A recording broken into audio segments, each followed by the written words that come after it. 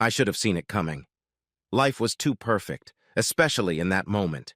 It was a Friday night on a beautiful summer day. My beer was ice cold as it slid down my throat.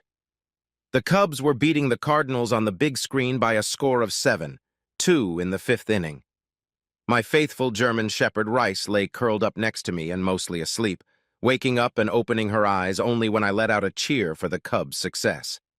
Except for the TV and my occasional shouts of joy, the house was quiet. My wife Tracy was visiting a neighbor, and my 18-year-old son and 17-year-old daughter had both spent the night visiting friends. It was just me and the dog, cabins, and a box of Corona in the fridge. Oh yes, and limes. I didn't mess around with limes much, but I bought a couple this afternoon when I knew I'd be alone tonight. Feels good. I heard the front door open and close and assumed it was my wife returning from a visit to her longtime friend Lisa. I heard her moving around the front of the house, but I didn't hear her call out a greeting as she usually did. It seemed a little odd to me, but just then Cubs manager David Ross brought out his starting pitcher in the fourth inning when the Cubs had a big lead, causing me to explode with anger and once again wake the dog. It must have been at least 5 minutes before Tracy finally made it to the living room. She looked pensive and probably nervous. She didn't walk over to my chair and lean in for a kiss like she usually did, but instead sat down on the edge of the couch to the left of my chair. I watched her with one eye while the other followed the game. "Can we talk for a minute, Bob?" she asked in a voice I could barely hear over the noise of the TV. By now she had my full attention. "Sure," I answered. I noticed that her forehead was dripping with sweat, and she seemed to be breathing erratically. I wondered if someone we knew was sick or dead. "Can you turn off the TV, Bob?" she asked, clenching and unclenching her fists. "Turn off the TV in the middle of a Cubs game?" She knew what she was asking. It had to be something serious. Death, not illness. I got an uncomfortable feeling in my lower abdomen. I grabbed the remote and turned off the sound. "What's wrong, baby? You don't look so good. Did somebody die?" "Oh, God, no, no one died," she answered quickly. "It's just really important to me, and I need to make sure you're listening to me completely." I nodded without saying anything. A traffic jam of bad thoughts formed in my brain. We sat staring at each other for at least half a minute. There was fear and something else in her eyes. Maybe anger. "You know that I love you completely, and I would never cheat on you. I would never go behind your back and date another man, would I?" That wasn't exactly the question I was expecting. Suddenly, the dinner I'd eaten earlier in the evening and the 2 glasses of beer I'd had during the game seemed to want to come back, right there on the living room floor. I nodded silently again. "I'm 45 years old, Bob. I've only slept with one man in my entire life besides you," she began. "I'm still an attractive woman. My friends even say I'm a hot mommy. I want to sleep with another man just once so I can feel the thrill of meeting a new man, another man one more time before you and I grow old together. What the hell is this?" I sat still. I don't know how long. It sounded like a speeding train passing right by my ears. "No, no, absolutely not," I shouted back, jumping up from my chair. "It's not going to happen while I'm breathing." She stared at me wide-eyed as I paced back and forth. It must have been a bad dream. I must have fallen asleep in my chair and found myself in the middle of a nightmare. "This has nothing to do with you and me, Bob. It's all about me, my needs as a woman, above everything else about you and our family," she said, and her voice seemed to grow stronger and more confident as she spoke. "I think I've been a pretty good wife and mother all these years. I always put family first. I need to do something for myself this time. I need to do it to feel like a sexy woman in control of her life." "Don't you feel like a sexy woman with me?" I asked, realizing I sounded like a whiny loser. "I tell you, I love you all the time. I think I show you that you are a sexy woman all the time. I still desire you, and I'm pretty sure I don't hide it too much." "You do, and I like it, but it's about something else. My ego still needs validation. By men other than you, Bob. It's nice to be noticed by other men. It's wonderful to think another man would want me that way. Doesn't it feel good when you see a woman looking at you or flirting with you? I'm no different from anyone else. I like to be looked at, with desire. And after all this time, I want more. I'd like to experience going on a date, getting drunk on wine and dinner, so to speak, and then another man picks you up and desires you. just for one night. Not love, just desire. One night. Then I'd come home to you and be a simple wife and mother for the rest of my life. You're anything but a simple wife and mother to me, Blondie, I objected. You're everything to me. I can't let you go to another man. I won't let you go to another man. You keep telling me you love me. Why don't you show me how much you love me by giving me this? I know it's a big ask, the biggest, and it would be the greatest gift to me if you would let me, she declared. No, it would be the greatest folly of me to let you. If you really loved me, you wouldn't even ask, I said. Have I not been a good wife to you and a good mother to our children? Shouldn't that entitle me to a free ride? You had a lot more women than I had men before we were married. I'm just trying to even the score a little bit, she said. In fact, we never really discussed numbers before we got married. All we really discussed was how we both believed in fidelity after we got married. And for your information, I've only slept with 4 women in my life, including you. Not exactly a long list, I said. Oh, I always thought so. You have a lot more experience than I do, she said. You know a lot more than I do. I read a lot on the subject. I want to give you as much pleasure as possible. So it's still difficult for you to say yes? She asked. Not only is it an emphatic no, but I'm meeting with a lawyer first thing Monday morning to start the divorce proceedings, I said as the shock reflected on her face. But, she stammered. I understand how hard it must have been for you to ask for a pass, so this tells me that you're really serious about this. It tells me that you're not going to let it go that easily, I said. It means that you're going to end up going behind my back to get your way. I don't believe you won't do it anymore, unless you've already done it, and it was just a smokescreen to get an ex post facto authorization. No, I swear to you that I haven't slept with anyone up until now. I said I wouldn't cheat on you, and I meant it, she whimpered. But you would think that now that I know you want it, doing it now wouldn't be cheating, I said, looking straight at her. Her inability to hold my gaze told me everything I needed to know. You want to destroy our family even though I haven't done anything yet? She asked hoarsely. If you've finally gotten up the courage to ask, it means you've been planning this for a long time. And that tells me that you've already picked a target. He probably had a part in planning this too. Lunches? Dinners? You've already cheated on me, at least emotionally. Who is he, by the way? I asked. I didn't pick anyone in particular, she said, staring at a point on the wall over my shoulder. The silence lasted about 15 seconds while I drilled a hole in her with my gaze. She turned bright red as she looked up at me and realized I was looking at her with disbelief on my face. You don't need to know, Bob, she said quietly. You're right. I don't need to know. But I do want to know the name of the man who is destroying what I thought was a beautiful marriage. You can tell me, or I can call all your close friends and your boss and all your coworkers and ask them, I said. Her mouth dropped open in shock. You wouldn't, she started to say. I wouldn't. What do I have to lose? My life is in the gutter and my marriage has fallen apart. What should I be embarrassed about? What about my embarrassment? She shrieked. I shrugged and tried my best to hide a smile. Name? I asked sharply. Dan. Dan Wilson, she said quietly. Please, Bob, don't hurt him. I'm not guaranteeing anything. I grabbed the remote and turned the game back on. She hummed, brushed away her tears, got up off the couch and went upstairs to our bedroom. My eyes watched the rest of the Cubs game, but nothing registered in my brain. I can't even tell you what appeared on the screen after the game, but I know I sat in front of the TV for at least another 2 hours. While I think I did a pretty good job hiding most of my feelings from my wife, I was actually devastated. I had no idea that my wife was planning to sleep with another man. In retrospect, I suppose I should have noticed signs of her dissatisfaction with me, or her life, or something else. Over the past 3 months, Tracy had become somewhat aloof, not only from me, but also from our children. In fact, my daughter Sherry was the first to notice this, asking me if Tracy and I were having a fight. I noticed that the intimacy between us had also decreased. Sex 2 or 3 times a week had dwindled to once every 2 weeks, and not because I wasn't trying. I wondered if there were some early changes going on with her. Then there were the phone calls that were taken outside the room, which almost never happened until recently, in addition to the almost constant evening text messages. When I asked about it, She claimed it was Lisa, who was having problems with her husband Jerry. This was more than interesting because Jerry and Lisa lived just 3 houses down from us, and I had no idea they were having any problems.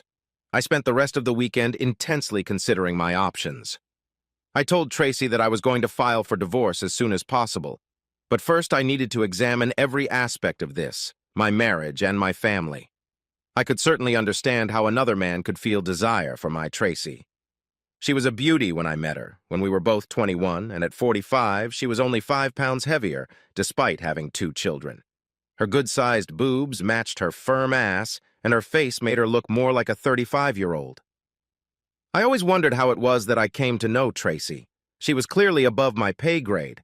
Not that I'm a troll or anything, I'm decent-looking, but guys who look like me don't often meet the prom queen she was just 3 years ago as a senior in high school. In junior high, we both took the same astronomy class at Purdue University. I took it just for fun, while Tracy needed the course to fulfill her science requirements.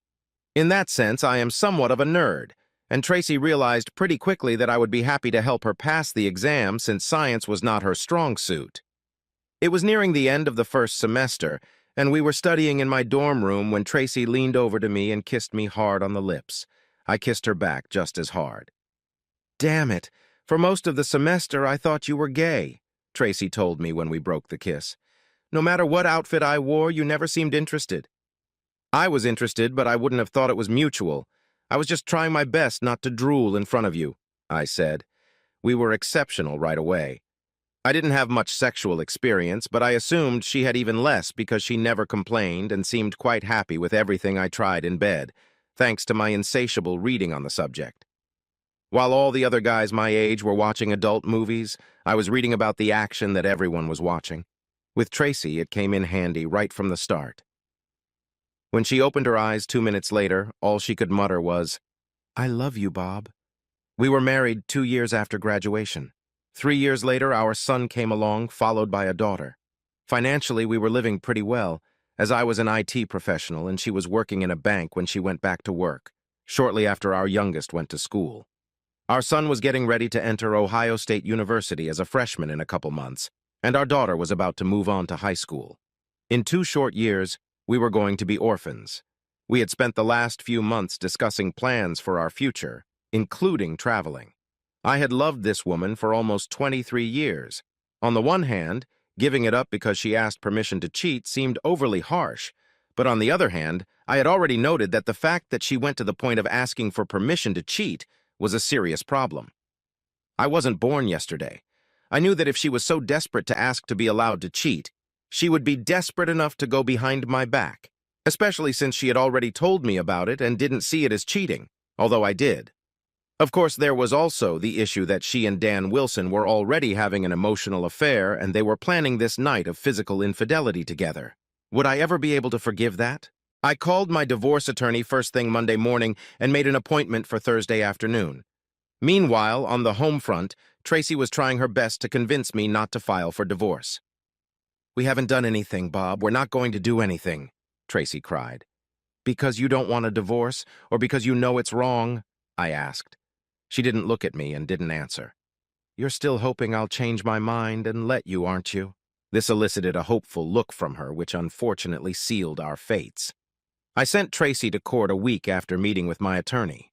We lived in an affluent state and made about the same amount of money, so finances were easy. The kids were barely home, so housing issues were worked out as we went along, and the non-custodial parent was responsible for child support for 1 year. We would sell the house and split the proceeds.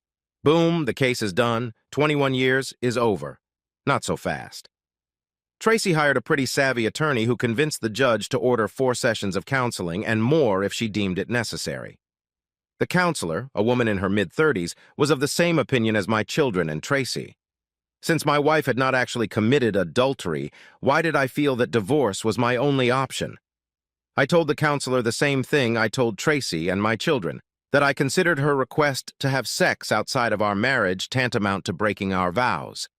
Because of that, I no longer trusted her as a marriage partner. I may still love her to some degree, but I couldn't stay married to a woman I couldn't trust. "But I'll never try something like that again, Bob. I don't want anyone but you. Please," She begged over and over again for the better part of 2 sessions. "You'll never change your mind, will you, Mr. Rasmussen? I can see it in your eyes," the counselor said near the end of the 2nd session. "I'm going to put an end to this farce and tell the judge to grant the divorce unimpeded. My personal opinion doesn't matter, but I'm going to give it to you anyway. I think you're making a huge mistake. Your wife didn't cheat on you, at least not physically. So it sounds like you'd like to get marriage counseling to keep your marriage together for the long haul. Your wife seems willing to make any concessions you want to make to save your marriage and your family." I know I wrinkled my nose and sighed. I loved Tracy to death. I made that decision without flipping a coin. "There's a difference between the way you and I look at things, Dr. Baker. You called it a concession. I don't think her Pledge of Allegiance is a concession. I think it's called honoring the wedding vows she made to me 21 years ago that she planned to break with another man," I explained. My in-laws on my wife's side practically had a stroke when Tracy told them about the divorce. My mother-in-law called me the next day and shouted insults for a good 15 minutes, taking only one breath during the entire denunciation. She started yelling right after I said hello. My father-in-law, who has always been a more rational person, took the phone away from her while she was still screaming. "She didn't even cheat on you and you divorce her? After 21 years? Are you out of your mind, Bob?" he yelled. I gave him my version of what had happened, and I could hear him making quiet, strangled noises as I told him. Every now and then he would quietly utter, "Really?" and then I would continue. At the end of the conversation, he seemed much more depressed in spirit. Finally, he said, "Sorry, Bob," and quietly hung up. The next week, I moved into a neighboring 2-bedroom apartment. My daughter had decided to live in the house with my wife for the next year until she went to college, but I thought the second room would come in handy if either of the kids wanted to stay for a while. They were both upset with me, although they seemed to understand why I was divorcing their mother. I had a friendly phone conversation with my neighbor, Jerry, a few days after I moved into my apartment. I informed him that his wife, Lisa, had a hand in my wife's plans with Dan Wilson, and that Tracy claimed that he and Lisa were having marital problems. I told him that I didn't think he had anything to do with the breakup of my marriage, but that his wife was somehow involved, and given how close she and Tracy were, was Lisa looking for a young stud to fuck too? "Oh, shit," Jerry wheezed through the phone. "So you're telling me I could get in trouble too? Is your lawyer giving out group rates?" The social media phenomenon has both positive and negative aspects. For me, the positive side was getting all sorts of information about a certain Dan Wilson without even having to hire a private investigator. Saved me a lot of money. Wilson was a co-worker of Lisa's and had transferred to the local office from Cleveland about 6 months before my marriage broke up. He had a very pretty fiancée who was still looking for a job in our town, so he came home almost every weekend to see her. Apparently, he was trying to arrange something with my wife for the time he was in town so he could have a warm, welcoming pussy in both places. I wondered if Tracy even knew about the guy's fiancée. Now all was lost. Except for the phone call I made to Wilson's fiancée. Shortly thereafter, I heard from some sources that Dan's wedding had been canceled, and his fiancée said he could spend full time with his old lady. Did I mention that his fiancée was the daughter of a very wealthy man? 2 weeks before the divorce was finalized, it was the 22nd anniversary of his marriage to Tracy. I had to admit that I was hurting inside because of what I had lost, but the longer I sat in front of dinner at Swanson TV, the more I realized I was doing the right thing. I would have spent the rest of my life looking for evidence that she was cheating on me if I had stayed married.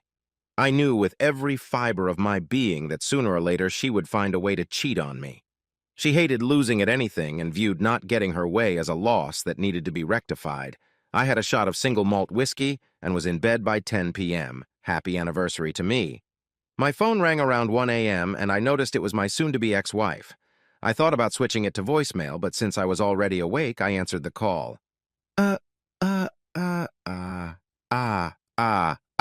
Oh, hell yes, she wailed, obviously in the throes of finishing. I'd heard those sounds often enough to know she wasn't faking it. There was another unintelligible squeal before Tracy urged her partner, presumably Wilson, to fuck her harder. I should have ended the conversation immediately, but I froze in place. I listened for another 2 minutes. long enough to hear Tracy's lover growl with his own discharge. Then I hung up before they started cooing to each other after sex, wishing I was on the landline so she could hear me tossing the receiver.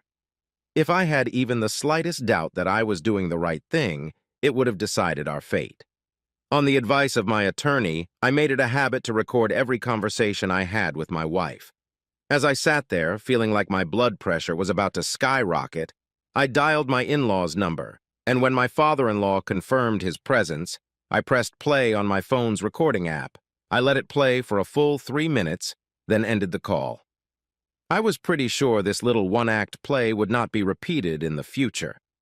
Unlike my wife, I didn't use the charms of others until the divorce became official, and even then I hadn't gotten a woman into bed in over a year. I admit that I had difficulties in my social life. It's been 24 years since I last went on a date, and since I never planned to date again, I didn't keep track of dating events. Silly me.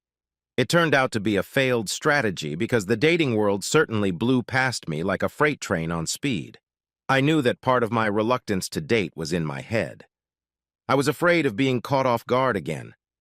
I loved Tracy, and I had never anticipated what would happen to me. Not even a hint. The one thing that was easy to see that had changed since the last time I dated was the attitudes of women. When I dated, it was one-sided. A man picked a target. The man asked, said target out on a date. If said target said yes, the man picked an activity and paid for everything. These days, women seem to be the hunter almost half the time, or at least thinking about how the date should go.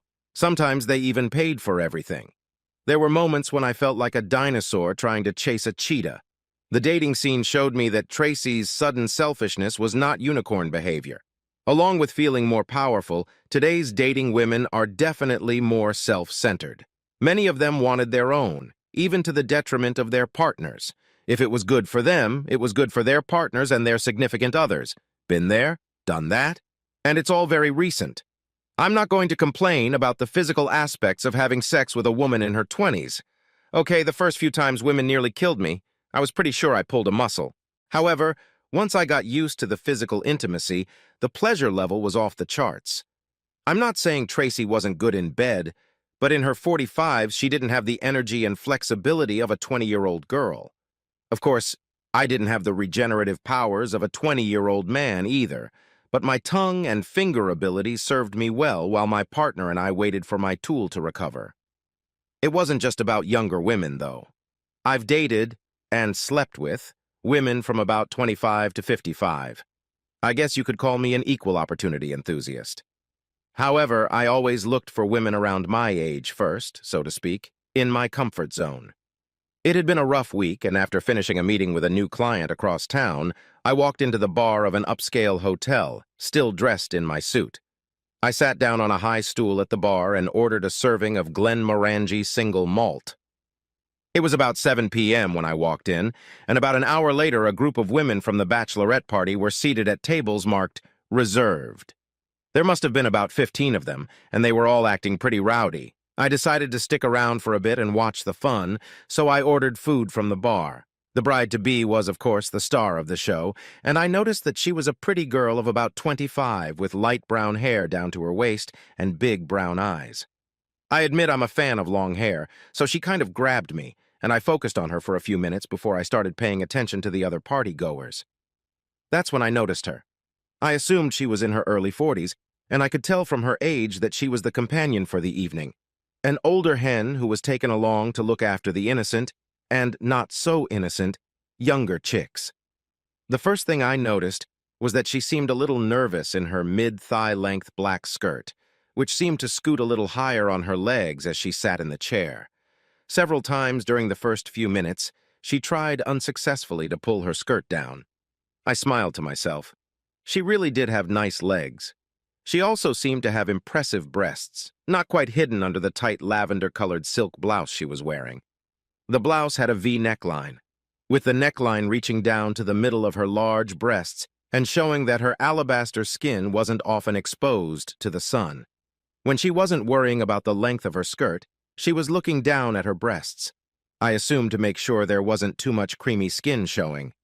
Her whole outfit was probably a bit youthful for her comfort, and I assumed it had been sewn for her by one of the younger women in the group.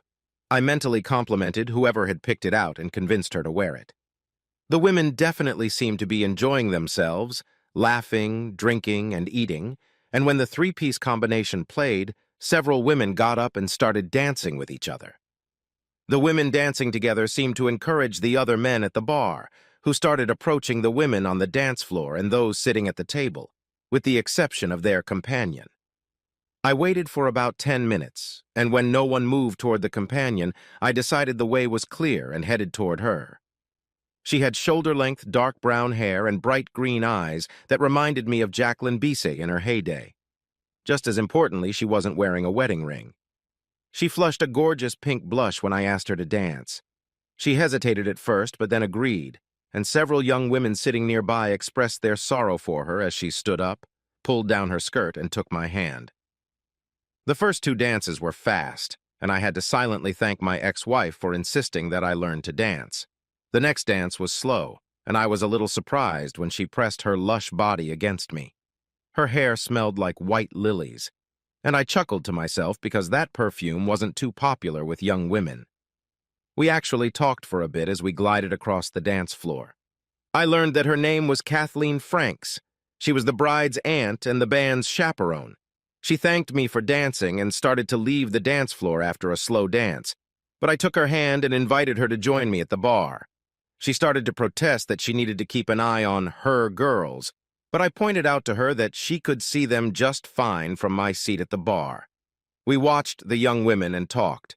I learned that she was actually 48 years old and divorced after 15 years of marriage. She told me that her husband, a man of means, had traded her for a trophy wife who was 27 against his 48 when he married her 3 years ago.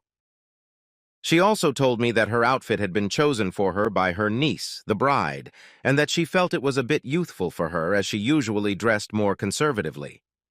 I expressed my opinion that her outfit suited her perfectly, and I was completely giddy when I told her that I absolutely loved her sexy heels.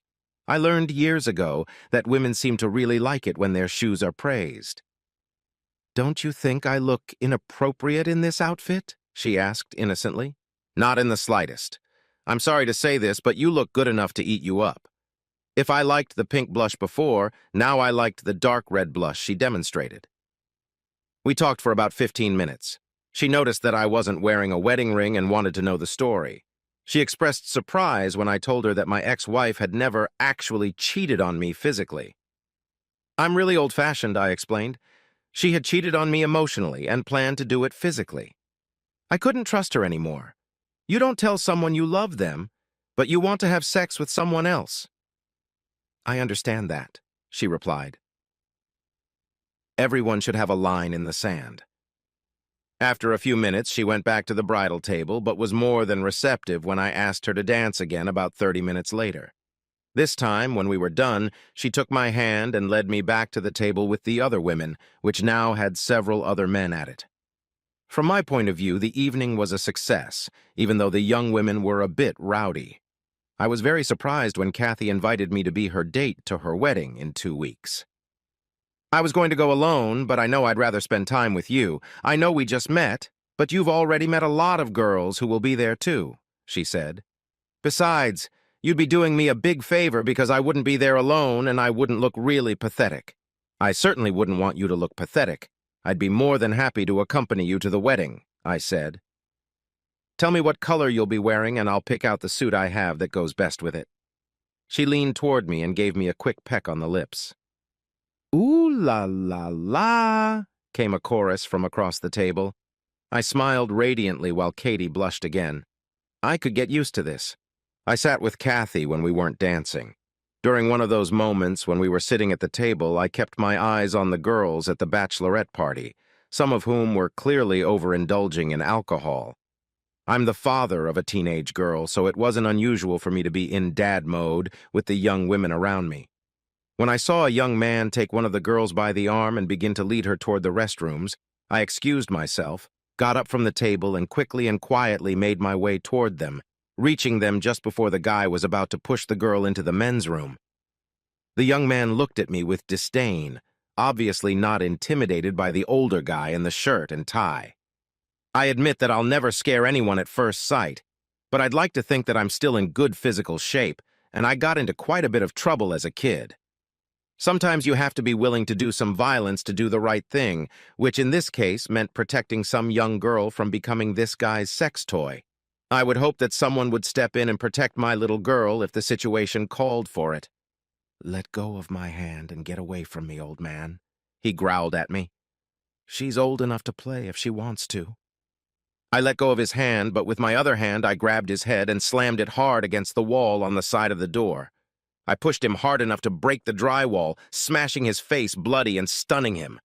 Suddenly he stopped seeming so cocky and let go of the girl. He also seemed to no longer want this disagreement. The club became quiet as people realized what had just happened. Just as I started to lead Alicia back to the bachelorette party, Katie and the rest of the group came over to us, grabbed the woman, and led her back to the table. I was left facing the restaurant manager and another employee. I thought I was in trouble until the manager reached out to me and thanked me for helping the young woman. "The police were called. This guy is going to jail. They will probably need your information and your side of the story, but I don't think you have anything to worry about. By the way, drinks for the rest of the evening are on the house. Thanks again," he said. "Wow, that was some crazy shit," Wanda, the bride-to-be, said as I walked back to the table. "Thank you for paying attention. Not just Aunt Kathy." "How did you see that?" Katie asked me. I was supposed to be the chaperone, and I had no idea what was going on. I feel pretty awkward about it. "It's not your fault. It's easy to lose sight of 14 girls in a bar unless you're a professional security guard or a father. Fathers, at least most of us, have what I call fatherly vision." I chatted and snacked with the women at the table until they decided to leave and spend the rest of the evening somewhere else. I kissed Katie gently on the lips as we said goodnight to each other, feeling pretty good and having her number in my phone. "Get a room!" one of the girls said to the husky laughter of the group. I licked my lips gently and tasted Katie's lipstick as I watched the women leave the restaurant. I carried my drink back to the seat at the bar I had occupied earlier. "Looks like you did pretty well," the bartender grinned as I sat back down. "Who knew?" I replied with a laugh. "Girls' night out? Give me one for the road so I can celebrate my good fortune before I go." My new best friend, bartender Sean, earned himself a double shot of whiskey as a tip for the evening. Katie's dress for the wedding was light blue, so I wore my navy blue pinstripe suit, which I consider my in-room-for-myself suit. I thought we made a beautiful couple, as did several of her relatives at the wedding. Several people came up to me at the wedding and thanked me for looking out for Alicia. Apparently, the bride had spent the previous 2 weeks telling anyone who would agree to listen that I was some sort of hero. "Heroic and handsome, what a wonderful combination," said Kathy's sister, Donna Fulham, the bride's mother, as she came over to introduce herself to me before the wedding. "Thank you for helping the girls a couple weeks ago and for making my sister look like she has improved taste in men. I also got to meet Katie's 24-year-old daughter, Marissa, and her fiancé, Ben." "Well, at least one of my parents isn't begging for dates in elementary school," Marissa said upon meeting me. "Dad's sure to hate you if you stick around long enough to be introduced." By the time the reception was over, I knew Katie and I would go the distance. A month later, I introduced her to my children. My son quickly bonded with her, and my daughter was a little reserved. She was still a little angry at me for divorcing her mother, even though Mom didn't even cheat on you. However, my son understood that. He had a serious girlfriend, and one evening we had an in-depth discussion about fidelity and what it meant to each of us. Epilogue. My wife Kathy and I retired a few years ago. We celebrated our anniversary with an Alaskan cruise. With a daily dose of Cialis and Astroglide, we make love every morning before we shower and get on with our lives. At our age, it's more about connecting than sex. All 3 of our children are married and thriving. We have a total of 6 grandchildren. I've only talked to my ex-wife maybe a couple dozen times since our divorce, counting our children's weddings and Christmas vacations. She was married and divorced for the 2nd time. My kids tell me she blames me for her life being the way it is. "I never really cheated on him," she still tells them. "Some people just don't get it."